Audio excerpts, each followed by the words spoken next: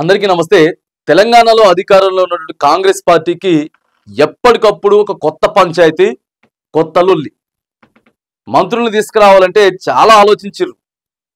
ఎవరు ఎట్లయితారు మరి? ఉన్నాయి 6 12 మంది పోటీ పడతా ఉన్నారు. ఏం చేద్దామని మస్తు ఆలోచన చేసిర్రు. ఓ 3 మందితోటి నిన్న ప్రమాణ స్వీకారం చేసిర్రు. వాళ్ళ పేర్లు ఫైనల్ చేసి ఓ 3 అట్లా పెండింగ్ లో పెట్టిండ్రు. ఇప్పుడు మళ్ళీ 9 మంది వాటి కోసం కొట్టుకోవాలి కాబట్టి మళ్ళీ నాకు వస్తుందేమో అని చెప్పి ఎవరు ఏం మాట్లాడుకుంటూ ఉంటారులే సైలెంట్ గా అని చెప్పేసి అనుకున్నారు. కానీ లేదు, ఇక కాంగ్రెస్ పార్టీలో కొంత పంచాయతీ ఎక్కువ ఉంటుంది. అందరికి తెలుసు, అది మొదటి నుంచి కూడా ఉన్నది. అది ఆ కథ. గాంధీ భవన్ కాడికి పోవడం, ధర్నా చేయడం, ఏదైనా ఉంటే ప్రెస్ మీట్ల ముందు డైరెక్ట్ గా నోటి మాట ఏదంటే ఆ మాట చెప్పేయడంలో ఫస్ట్ కాంగ్రెస్ పార్టీ వాళ్ళే ఉంటారు. ప్రధానంగా ఇక్కడ బీఆర్ఎస్ కావచ్చు, బీజేపీ కావచ్చు, లేదా కమ్యూనిస్టులకు కావచ్చు, ఎవరైనా పక్కగా పెడితే వీళ్ళు మాత్రం మాదే అదే ఇదే ఏం చూడరు. ఇక ఎంత వస్తే అంత మాట్లాడేస్తారు. అట్లా మాట్లాడినటువంటి చరిత్ర కూడా కాంగ్రెస్ పార్టీలో ఉన్నది. ఎందుకనంటే ఎలాంటి మాటలు అంటే ఇక వస్తే వస్తుంది, లేకపోతే లేదు, వస్తేంది రాకపోతే ఏంది, ఆయనేనా అదే, లేకపోతే నేను కాదా, ఆయన కంటే నేను ఎక్కువ, ఆయన కంటే నేను ఏం తక్కువ తీసేసిన, అసలు ఆయనకి ఎందుకు ఇవ్వాలి, నాకు ఇవ్వాలి, ఇవ్వకపోతే మాత్రానికి నేను రాజీనామా చేస్తా, నా కార్యకర్తల్ని మా వాళ్ళందరినీ కూడా తీసుకొచ్చి ధర్నా చేస్తా.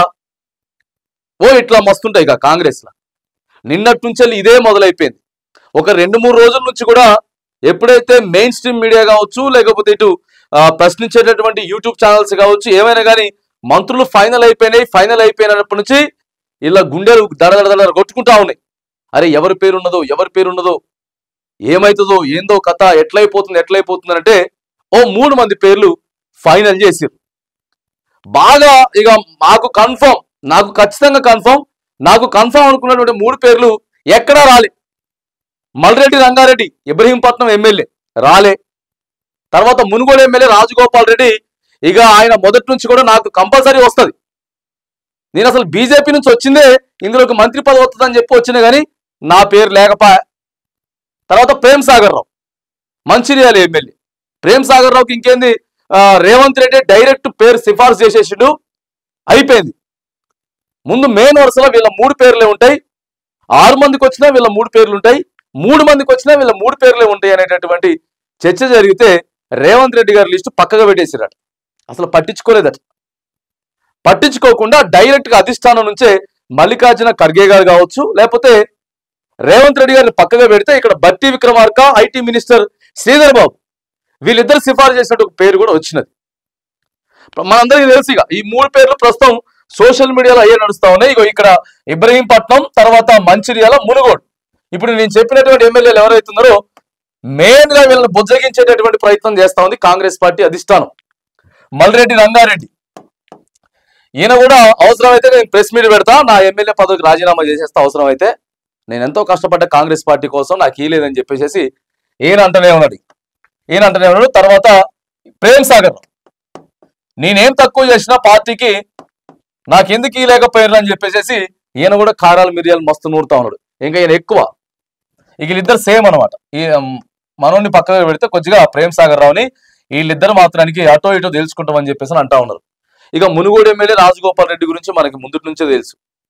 ఇంకా ఎన్నిసార్లు ఊరిస్తారు, ప్రతిసారి ఢిల్లీ పోయిన ప్రతిసారి మేమీడ వేచి చూడాల్సి వస్తా ఉంది అని చెప్పి అనుకుంటే ఇప్పుడు కీలక పరిణామాలు చోటు చేసుకుంటా ఉన్నాయి. ఎవరు హట్ అయినరు, కాంగ్రెస్ పార్టీ మొత్తం ఏంది కథ, 12 మంది ఎట్లున్నారు, ఈ 12 మందిలో మనం కేవలం 3 మందికే ఇచ్చిన, మిగతా 9 మంది ఏం చేయబోతా ఉన్నారు, ఏం ఆలోచిస్తా ఉన్నారు. రాజగోపాల్ రెడ్డి ఇప్పటికే కాంగ్రెస్ పార్టీ మీద వ్యతిరేకత ఉన్నది. రేవంత్ రెడ్డి గారి నాయకత్వం పెద్దగా ఏం ఆశించినటువంటి స్థాయిలో లేదు, నేను బీజేపీ నుంచి ఎందుకు వచ్చినా అనేటటువంటి విషయం కూడా సర్క్యులేట్ అవుతా ఉంది సోషల్ మీడియాలో. ఇదంతా వీళ్ళని బుజ్జగించేటటువంటి ప్రయంలో నాయకులు కంటతడి పెట్టుకుంటా ఉంటే ఇంకా రానోళ్ళని ఎట్లా ఆపాలి, ఏం చేయాలి?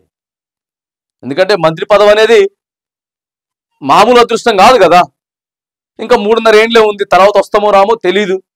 10 ఏళ్ల తర్వాత అధికారంలోకి వచ్చింది పార్టీ.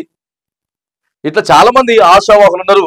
ఇక వీరితో పాటు అనేక మంది కూడా ఉన్నారు. ఇక విజయశాంతి ఉన్నది, ఆ తర్వాత సుదర్శన్ రెడ్డి ఉన్నాడు, మదన్ మోహన్ రెడ్డి, వీళ్ళంతా కూడా ఉన్నారు. కానీ 2 ఎస్సీలకి వాకటి శ్రీహరి మనం చూసినాం. ఆ తర్వాత వచ్చేసేసి అడ్లూరి లక్ష్మణ్, వివేక్ వెంకటస్వామి వీళ్ళ ముగ్గురికి ఇచ్చేటువంటి ప్రయత్నం చేస్తే బుజ్జగింపులు చేస్తా ఉన్నారట. దాదాపుగా ఎమ్మెల్సీలో ఒక ఇద్దరు ముగ్గురు, ఆ తర్వాత ఎమ్మెల్యేలో ఫస్ట్ గా మెయిన్ గా మల్రెడ్డి రంగారెడ్డి, తర్వాత ప్రేమ్ సాగర్ రావు, మునుగోడు ఎమ్మెల్యే రాజగోపాల్ రెడ్డి. మరి వీళ్ళు ఇప్పటికే చాలా గుర్రుగా ఉన్నారు. అధిష్టానం మీద ఎలాంటి నిర్ణయాలు తీసుకుంటారు, ఒకవేళ పార్టీ ఇప్పుడు ఎన్నికలు సర్పంచ్ ఎన్నికలు వస్తున్నాయి, ఇప్పుడు టక్కున వీళ్ళు ఏమైనా వేల్చిర్రు అనుకోండి, బాంబు వేల్చిర్రు అనుకోండి, లేకపోతే నోటర్లోకి వెళ్ళిపోయినారు అనుకోండి, చాలా ఇబ్బంది అవుతుంది. సర్పంచ్ ఎన్నికలు ఇప్పుడు కాంగ్రెస్ పార్టీకి చాలా కీలకం. బీఆర్ఎస్ కన్నా కాంగ్రెస్ ఇప్పుడు నిలుపుకోవాలి. ఎక్కువ సర్పంచులు బీజేపీయో లేకపోతే బీఆర్ఎస్ తీసుకున్నది అనుకోండి, లేకపోతే సమానంగా వచ్చినా కూడా పెద్ద పెచ్చింగ్ ఏమి ఉండదు. తర్వాత ఎన్నికలలో ఇక ఇవి ఇంపాక్ట్ ప్రభావం చూపిస్తుంది ఖచ్చితంగా. కాబట్టి మరి సర్పంచ్ ఎన్నికల కంటే ముందే లీస్ట్ అయితే అందుకే ఓ 3 పెండింగ్ లో పెట్టిండ్రు. ఓ 3 పెండింగ్ లో ఎందుకు పెట్టిండ్రంటే ఇక వీళ్ళంతా కూడా మళ్ళీ మాకు వస్తుందేమో అని చెప్పేసి సర్పంచ్ ఎన్నికలలో కావాలంటే ఇద్దరిని చేంజ్ చేసే అవకాశం కూడా ఉందట. పాతోళ్ళని సర్పంచ్ ఎన్నికల తర్వాత ఒక ఇద్దరిని తీసేసి ఈ 9 మందిలో ఓ 5 మంది తీసేసినట్టు ఒక ఇద్దరు, ఆ తర్వాత మనకి కావాల్సిన ఓ 3 మంది, ఇట్లా 5 మందిని కూడా మంత్రి పదవులు ఇచ్చేటటువంటి అవకాశం కూడా ఉన్నది. కానీ ప్రస్తుతం అసంతృప్తి నేతలంతా కూడా ఒకటవుతున్నటువంటి సందర్భం కూడా ఉన్నది కాంగ్రెస్ పార్టీలో. వీళ్ళంతా ఏం నిర్ణయం తీసుకుంటారు, రాజీనామా చేస్తారా, లేకపోతే తెలుసు కదా ఇక అవతలానికి వచ్చిందని అంటే 2 వర్గాలుగా జీలిపోయి ఆయన ఓడిపోయేదానికి ప్రయత్నాలు చేస్తూ ఉంటారు. రాజకీయాలల్లో ఇవి జరుగుతాయి. ఒకే పార్టీలో ఉండి ఆ పార్టీ అభ్యర్థికి పార్టీ టికెట్ ఇచ్చినా కూడా ఆయన్ని ఓడగొట్టేటటువంటి ప్రయత్నాలు జరుగుతాయి. కాబట్టి వీళ్ళు మెయిన్ గా ఇటు నల్గొండ జిల్లా కావచ్చు, లేకపోతే రంగారెడ్డి జిల్లా కావచ్చు, అటు మంచిర్యాల నియోజకవర్గం కావచ్చు, మనం చెప్పినోడికి మనకి ఈలేదు కాబట్టి ఆయన నిలబెడితే అయితే ఏంది పోతే ఏంది అనేటటువంటి ఆలోచనలో కూడా ఉంటారు. సో వీటన్నిటి నేపథ్యంలో మరి బుజ్జగింపులు అయితే ఇప్పటికే ఇటు రాష్ట్ర పెద్దలు కావచ్చు, లేకపోతే ఫోన్ల ద్వారా అక్కడ ఢిల్లీ పెద్దలు కావచ్చు బుజ్జగించేటటువంటి ప్రయత్నం అయితే చేస్తా ఉన్నారట. అధికారులు కూడా కొద్దిగా వస్తుంది అనుకున్నాం కానీ రాలేదు. దాదాపుగా సంవత్సరంన్నర నుంచి మాకు వస్తుంది అని చెప్పేసి వెయిట్ చేసినాం తప్ప మరి మాకు రాలేదని చెప్పి కంటతాయి కూడా పెట్టుకుంటా ఉందరట.